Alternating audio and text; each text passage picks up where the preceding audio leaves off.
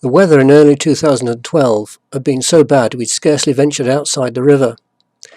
However, by June it was beginning to look more settled, so on the 18th we set off with provisional destination of Honfleur. Well, 4:33 and leaving Harwich.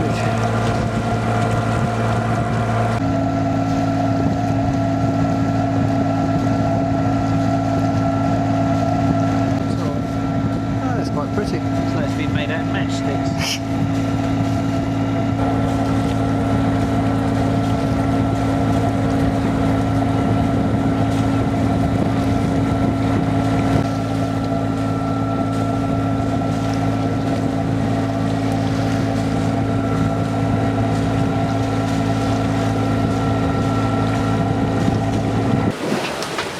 Once out of the harbour, there was enough wind for us to reach out as far as the entrance to Black Deep.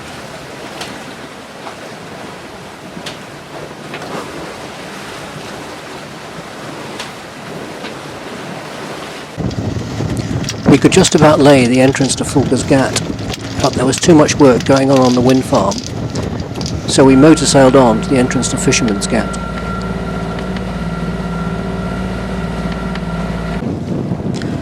When we got there, we were overtaken by the Harwich lifeboat doing 27 knots, but it turned out he wasn't on a call, just a delivery trip.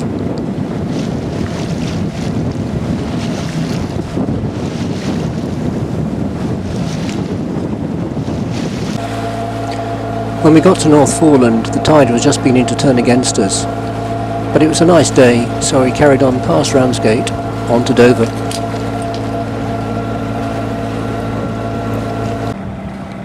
To make the most of the tides on the 19th meant another early start.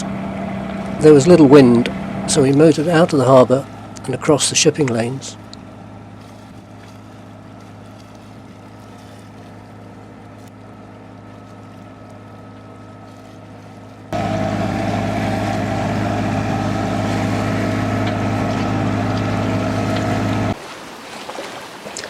Once clear of the shipping lanes, we could afford to turn the motor off and let the tide waft us gently along the French coast to Boulogne.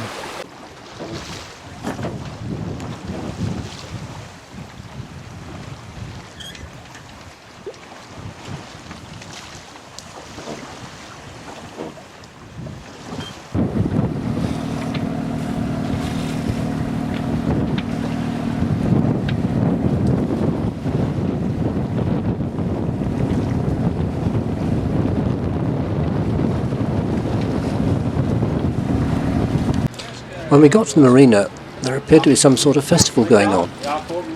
It turned out to be the Royal Yacht Squadron on an away day. Note the burgee at every masthead. The 20th was too windy for sailing, so we took the opportunity to walk up the hill and explore the old town.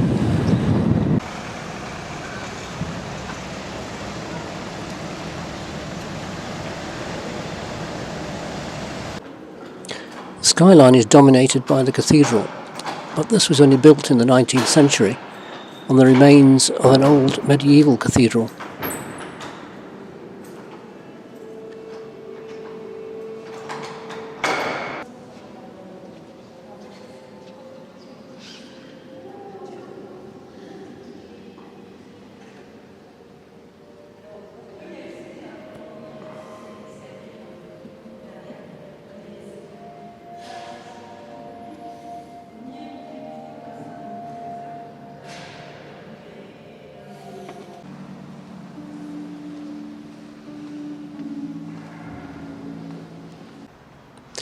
The museum is housed in a medieval castle, and in the cellars you can see how the walls were built on blocks taken from old Roman buildings.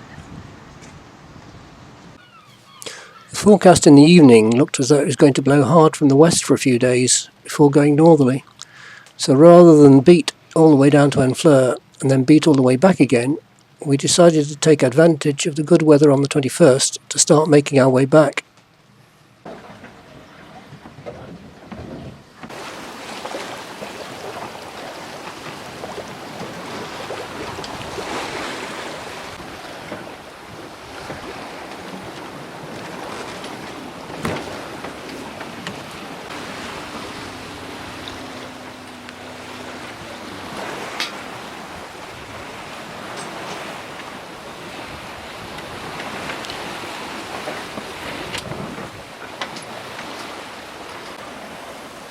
We were in no particular hurry, and were content to run gently against the last of the ebb tide.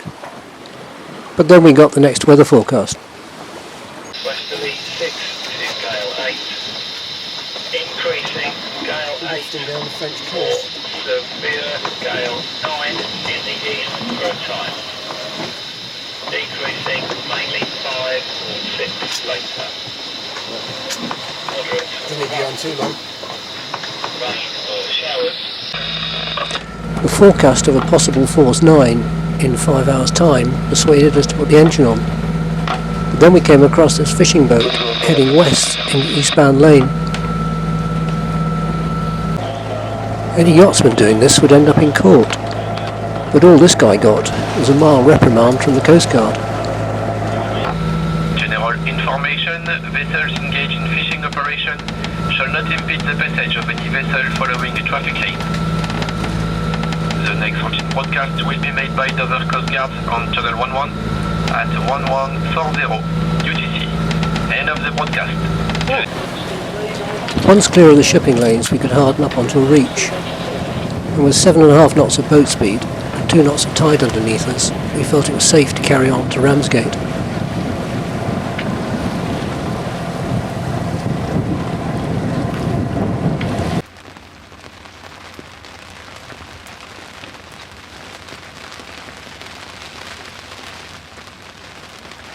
We had just arrived as the wind began to pick up and the rain arrived, but it didn't really begin to blow hard for another 3 hours.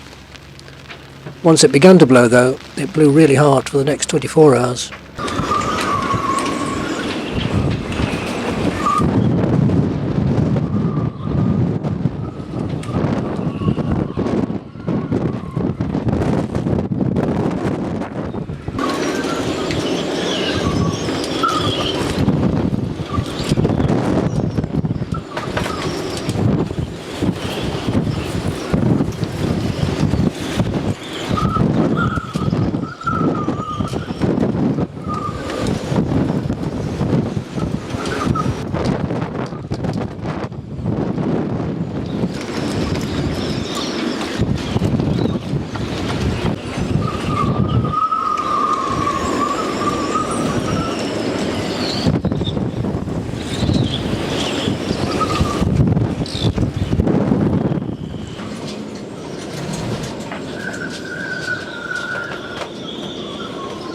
The fishing boats and wind farm workboats started heading into harbour for shelter.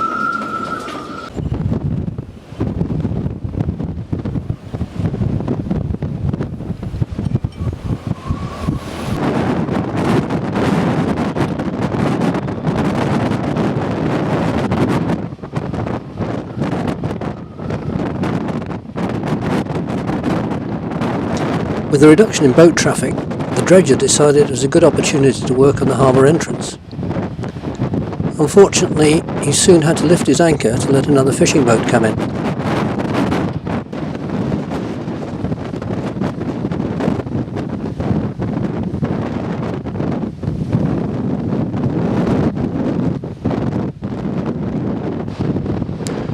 Once his anchor was up, he lost steerage and headed straight for port control.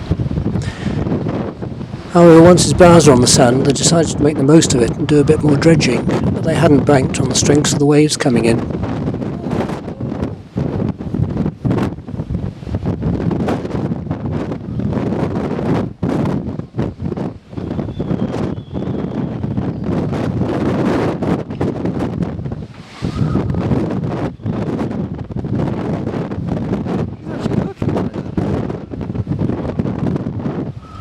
Powering into the... Yeah, wasn't it?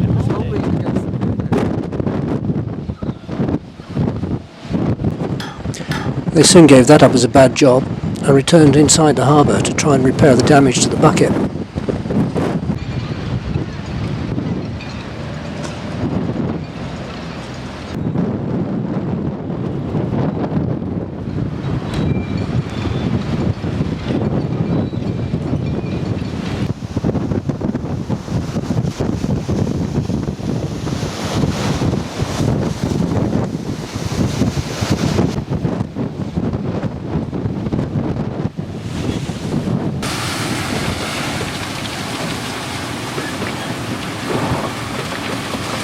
forecast for the 23rd was for a southwesterly force 4, but as we left, a new gale warning was issued.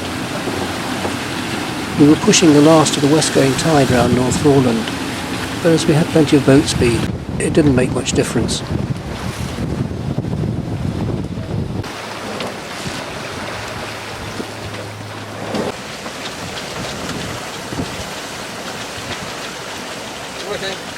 Yeah.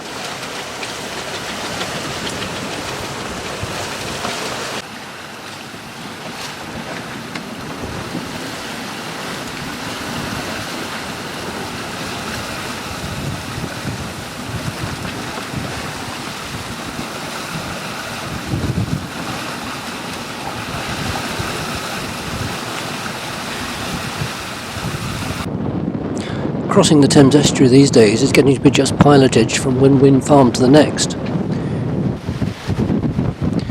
Here we're passing Thanet Wind Farm, heading for the London Array.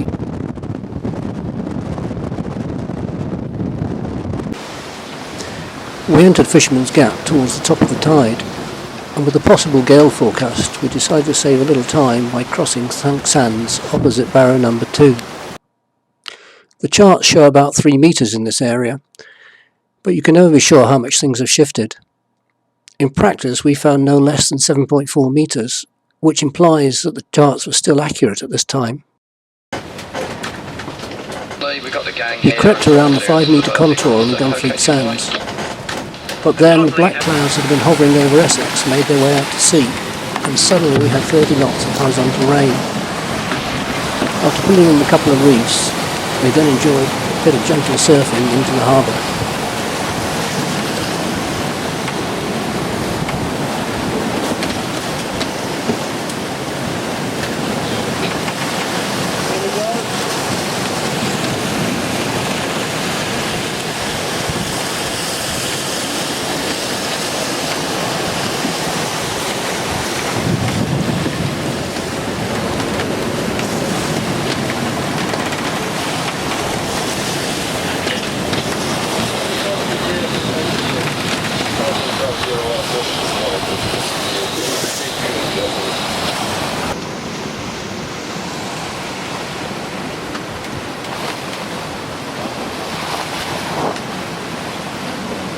Bored now the waves have gone.